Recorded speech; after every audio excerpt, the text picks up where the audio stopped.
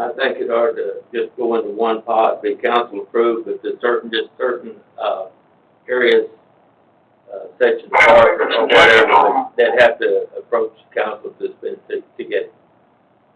Versus splitting it all out and trying to track it that way. Why not move some of the library responsibility down to the library, or to the event center, like the computers and stuff? It seems like that's what most people talk about wanting to use. We should have room down there in one of those rooms somewhere to set those computers up in there. You can still use some of that funds to buy, update computers or whatever, printers or copy machine, whatever they need. But that still gives them access to so many books are online, and I'm not sure we need to be in the business of renting movies anyway, but at least they would have the possibility to get used computers if they don't have one at home. That'd be my suggestion.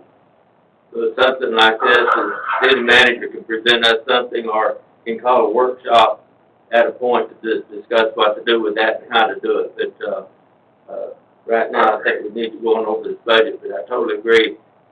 We do need to have computer access for residents because they use it all the time for resumes and job searching. So that will need to be put somewhere, but that needs to be worked out after we get this budget and everything in place.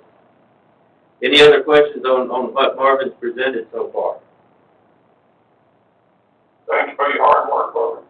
Thank you. Well, it's not just hard work, it's hard to make cuts like he's had to do, to move things around, and he and Paul have done an outstanding job through this crisis we're facing and preparing this. And to get this 5-year projection together as quickly as he did, that's amazing.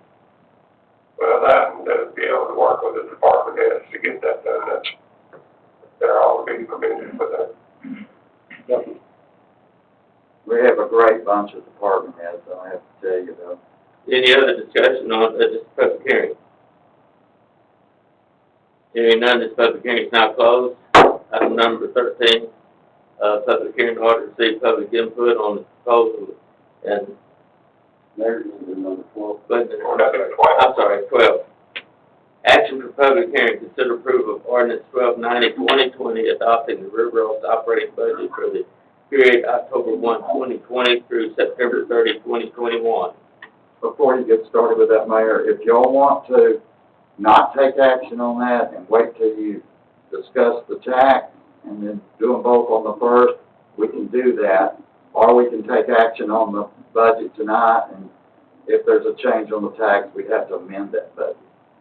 Is that right, Betsy? That is correct. That's what we discussed. Okay. We take action tonight and deal with it if we have to amend it. But I'll make a motion, we approve ordinance number 1290-2020, adopting the River Oaks operating budgets for the period of October 1, 2020 through September 30th, 2021. Have a motion and a second to approve ordinance 1290-2020. Any other discussion? So, Marvin, I don't believe you said anything about the water fund. Would you want to, or? Yeah, that would be nice, wouldn't it? Let's hold off on that, and I'll get to that. Let's go next to the water fund. The water fund, this year, I was so worried about the general fund, I think, sorry. But on the water fund, this year, I'm going back with no water rate increase, no sewer rate increase, no garbage increase, none of that, which garbage is in general anyway. And I have looked at the revenues that we have brought in.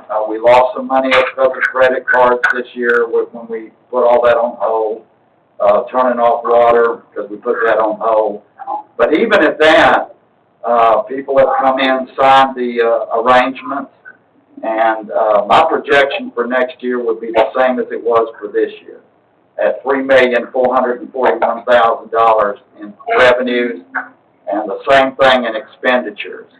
But it's an operational budget that's going to include some consultants down at the water plant, but it does not include any capital other than the twin tanks up there to paint them.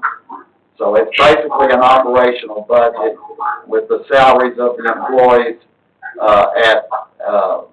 figured in also. It is a balanced budget with no prior year funding, again at $3,441,000. Should go to economic development next, if that's okay, unless y'all have any questions on the water. The twin tanks, why we paying again? Every 3 to 5 years, we're supposed to go in to those tanks. You talking about inside? Uh-huh. Okay. And then, I don't, Gordon, you may can explain that better as far as the outside. I thought it was more of the inside, isn't it? Gordon? Walking in the inside. Yeah, it's the inside. Inside of okay.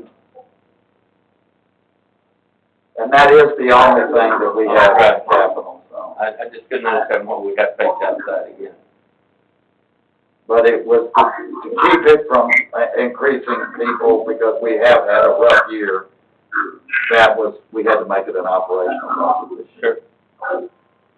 On the economic development side, we had the public hearing earlier tonight, and, basically what the economic development has done is recommended, the budget proposal that puts them $50,000 in the black. Mark, Sir, can you change the light back to you, because we're really having trouble hearing you. can you hear me now? Much better. Okay. On the Economic Development Corporation, we had a public hearing tonight on that, and the Economic Development recommended to adopt their proposed budget that, I'm going to highlight here for you real quick. It's $218,500 in, projected, revenue. Surprisingly, our sales tax is up through all this, by the way. It's hard to believe, but it is up. And other little cities I've talked to, the same thing. Maybe shop at home instead of going somewhere else. Yeah. But the revenues are $218,500 projected. The expenditures coming out are $168,500. That results in a budget in the black by $50,000. That is the economic development. Now, on the crime district, budget that was presented tonight, also before the crime district, we're proposing a budget before the crime district that, includes a step plan for our police officers. And it has a total projected revenue of $236,895. That's with $28,345 from the bank, what we call in prior year fund. And, with the expenditures that came out to be $236,895, that would produce a balanced budget. But let's be honest, it's technically a budget that's $28,345 in the red, but we do have the money in the bank to offset it should we have to go in and do that. That is the crime district. Now, the stormwater is the only other one before you tonight, and we had to call a special meeting to discuss it after we originally made our recommendation to the city council. But what we're involved with on that budget there is, even with the, we have over $600,000 in our stormwater fund, and we haven't done any major projects, but we're getting to the point that we foresee having to do Inspiration Point Phase 1 this next year. And by doing that, and still allowing to keep back about $88,000 for other improvements citywide, we have come up with a budget that's going to take prior year funding of about $208,000 to be able to balance this one. But it's still a balanced budget in that sense, except we're having to use prior year funding. but we do have ample funds in the bank to support that project. And that's a project that the